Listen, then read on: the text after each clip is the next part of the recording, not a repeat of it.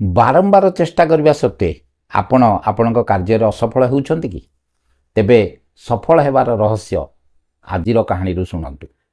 नमस्कार, मु श्रीधर चंद्र पंडा आपण मानकु स्वागत करुछि मोर YouTube channel digital success point को।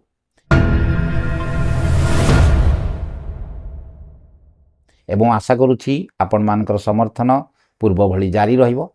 जदि केही नुआ बंधु ए भिडियोटी को देखु थांती तेबे से मानकु मु निश्चित भाव में अनुरोध करी, जदि कहानीटी भल लगुछि तेबे भिडियोटी को लाइक करंतु, सब्सक्राइब करंतु एवं बेल आइकन को दबांतु, जहा फल रे मोर प्रत्येक आगामी भिडियो तांका पाखरे प्रथमे पहुंची पारिबो। तेबे आसंतु डेरी न करी कहानी को जीवा। पुराना कालर कथा, गोटे राज्य रे जने राजा थिले। से राजा बहुत प्रजाबत्सल थिले एवं समस्तଙ୍କ सहित भल व्यवहार करथिले। तांको पड़ोसी राज्य मानकर सहित पड़ोसी राज्य मानकर जो राजा सब थिले सेमानक सहित मध्य से बहुत भल व्यवहार करथिले, बंधुत्वपूर्ण व्यवहार करथिले।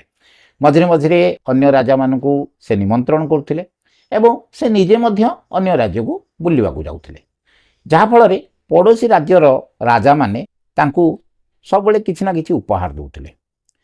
किए दामिकिया अलंकार रत्न अलंकार सब दउथिले, किए खाद्य पदार्थ मध्य उपहार स्वरूप दउथिले, आउ कई कई दामिकिया वस्त्र मध्य तांको उपहार दउथिले।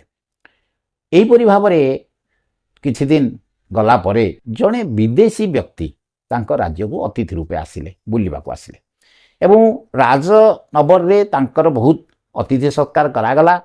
राजा मध्य निजे तांको प्रति बहुत भल व्यवहार देखाइले एवं तांकर आतिथ्यतारे से विदेशी व्यक्ति जनक बहुत खुशी हो गले। जेतेबेले से राजा नगर विदा नबाकू बसिले सेतेबेले से राजा को गोटे बड़ पत्थर उपहार देले।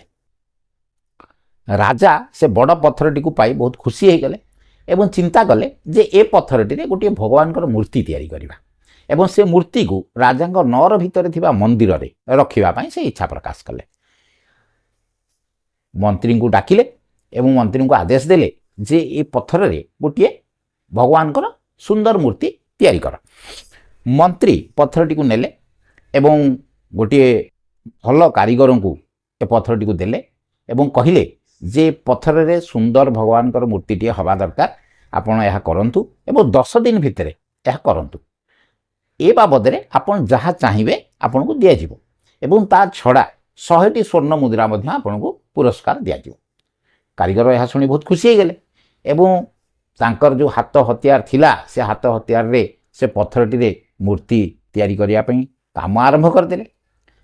जेतेबेले निहण रे से पत्थरटी को खोलिबा को आरंभ कले, पत्थरटी भांगिला नाही कि कोनोसी माने पत्थर रो कोनोसी अंश को से खोली पारले नाही। बहुत चेष्टा करिया परे मध्य बारंबार आघात दबा परे मध्य पत्थरटी भांगिला नाही एवं निहण रे मध्य से पत्थरटी को खोली पारले नाही। बहुत परिश्रम कला परे से हालिया हो गले एवं शेष में विरक्त होई पत्थर रे खूब जोर रे गोटे पहाड़ देले, तथापि पत्थर किसी फाटिला नहीं। शेष में से कहले ना, ये काम मो द्वारा हो पारिबो ना, ये पत्थर रे मूर्ति तैयारी करा जाई पारिबो ना। तेणु से विरक्त होई पत्थरटी को नहीं मंत्री को फेराई देले। मंत्री को कहिले जे मंत्री महाशय, ये पत्थर तो भांगु नहीं, ये पत्थर रे मूर्ति किभली तैयारी करा जाई पारिबो, यह एक असंभव कार्य अटे। तेणु आपण ए पत्थर को नहीं जातु।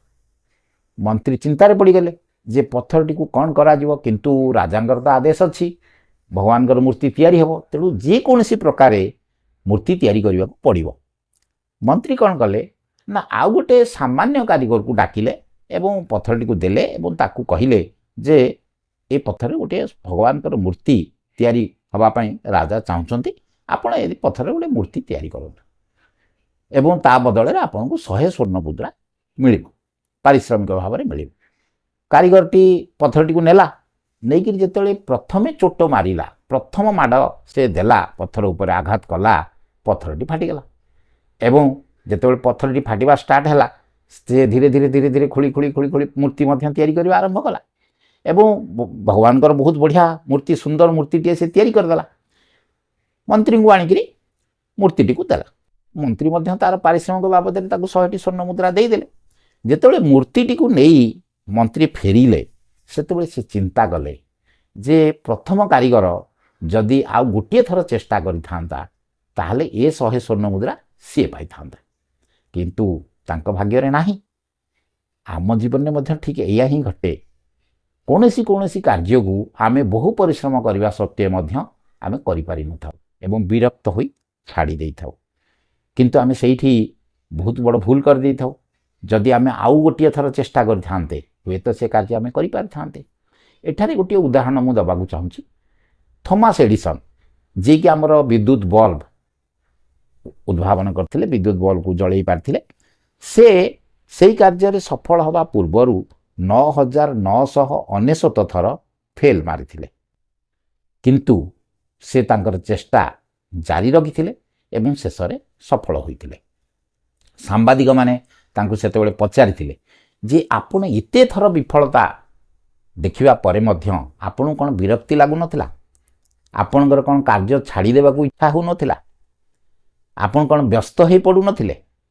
ଥମାସ ଏଡିସନ୍ ଉତ୍ତର ଦେଇଥିଲେ ଯେ ମୁଁ ଯେଉଁ ତରିକାରେ କାର୍ଯ୍ୟ କରୁଥିଲି ଏବଂ ପ୍ରତ୍ୟେକ ଥର ବିଫଳ ହେଉଥିଲି, ସେଥିରୁ ମୁଁ ଏଇଆ ଶିଖୁଥିଲି ଯେ ଯେଉଁ ତରିକାରେ ମୁଁ କାର୍ଯ୍ୟ କରୁଥିଲି ସେ ତରିକାରେ ତାହା ସଫଳ ହେବ ନାହିଁ। ଏହା ମୋତେ ଶିଖାଉଥିଲା।